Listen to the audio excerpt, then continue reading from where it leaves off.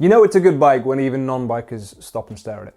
I showed this one to a lot of my friends, and I think it's the one they've liked the most, and I can kind of see it. Its image, its presence, there's something that draws you towards it. If I had to sum it up, I guess it's just the fact that it looks so hench. International guests might have to look that one up. In fact, I'll look at it for you just to give you an idea. Hench. London slang, nouns. Someone strong looking or muscular. Example. Whoa, that man's hench. Wonder how hench his cock is. Yeah. Being strong, fit, cut, buff. Buff. It's a buff bike.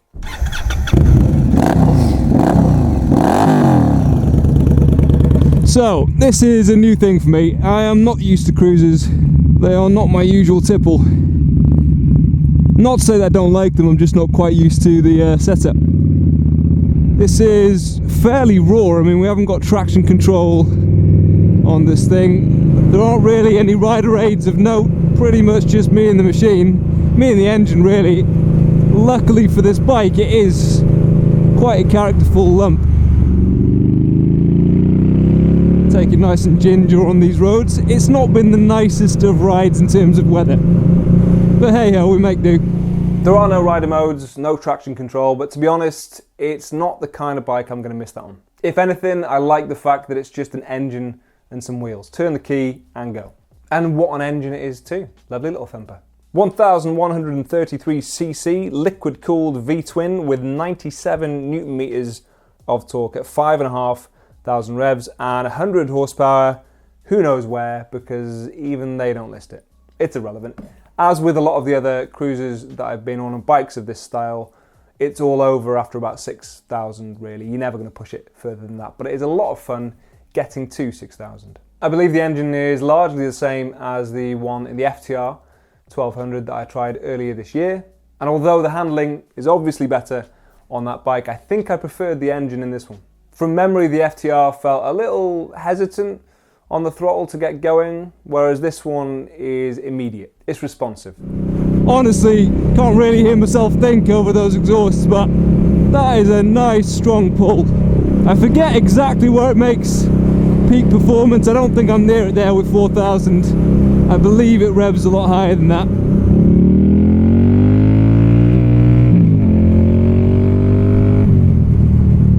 So yeah, as with any of the other cruisers I've been on, I'd say about 7,000 is your wall. You can't really take it past that. The nice thing is, it's not goading in terms of making you speed. The MV that I was on, obviously, that thing will do 60, 70 miles an hour in first gear, so it keeps goading you and tempting you and just nudging you to maybe take it a bit quicker than you should, especially if you want to get some performance out of it. Whereas this, super easy roll on, loads of power down low. That's to be expected from a big thumping V-twin, but even so. It has 6 gears and a top speed of about 110 miles per hour. I was sat at about 60 quite happily, and I think that's another one of the things that I really liked about this bike. It's such a nice place to just sit and plod and have that rumble underneath you and the God of War behind you, I assume. I didn't look behind, but I'm just going by the noise that was following me. Because you are so low to the ground, you don't need to go high speed to feel like you're going quickly, because you've got that perspective of the ground rushing past you. It's closer. You could touch it. Don't touch it. Not an awful turn circle either, actually, I have to say. It's pretty good. Now, one of the other things, though, that I'm taking a while to get used to, something that I was previously warned about, is that because it is quite powerful and because it is a cruiser where you sat down with your legs in front of you, if you really give it the beans, it wants to slide you off the back of that seat. And the seat isn't particularly sculpted either. It's comfortable. That's not to say that it's an uncomfortable seat, just that it hasn't got much of a backstop to it. So if you really do power on, you find yourself having to scoot your ass back to the front of the bike before you slip off it. And there is no pillion seat either, so if you were to slide off the back of it, you're going to be straight onto that wheel arch, which is going to put a crimp in your day. The seat ain't great. There is nothing there to stop you sliding backwards, and the feet forward controls don't exactly make things easier either. So the only things you have left are your arms and your abs. So, you know, being as home workouts are now all the rage, you can get as hench as the bike. That's good. You'll probably find that you end up with gibbon arms after owning this for a while. Hey, hello, that is a really, really low lean angle. My God, I was not expecting on greasy roads to find the limitations of the lean, but apparently it's easier to find than I may have assumed. As I say, it is a low bike as well at 649 millimeters for seat height. It's got minimal lean angle. You can't really get it over too far, and even the most timid of riders are gonna find those pegs pretty quickly. The long wheelbase of 1,576 millimeters and fat front tire make a difference to the handling as well. Much like the FTR, it is a bike that you have to lean to turn. It's less about what you put into the bars and more about where you shift your weight.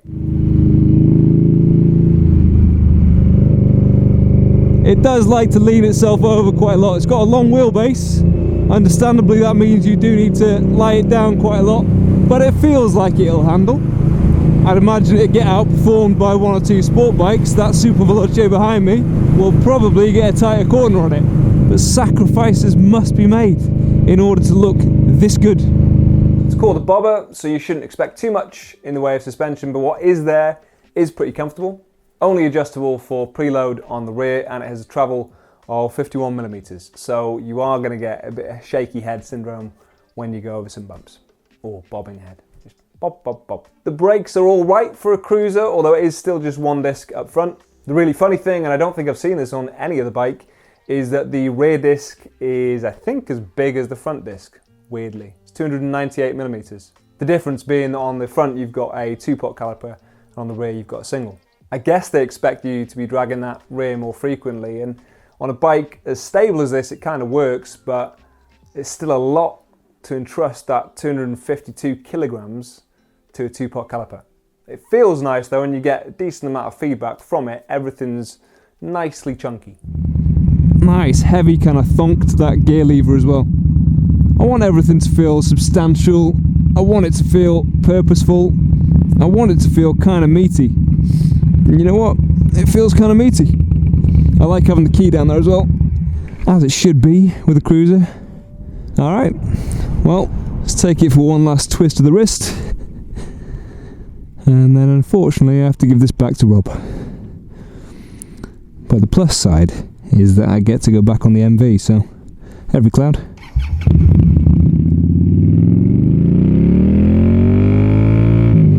There's no question in my mind that this bike isn't quite as good as the Triumph Bobber Black or the Ducati Diavel, or hell, even the Moto Guzzi California.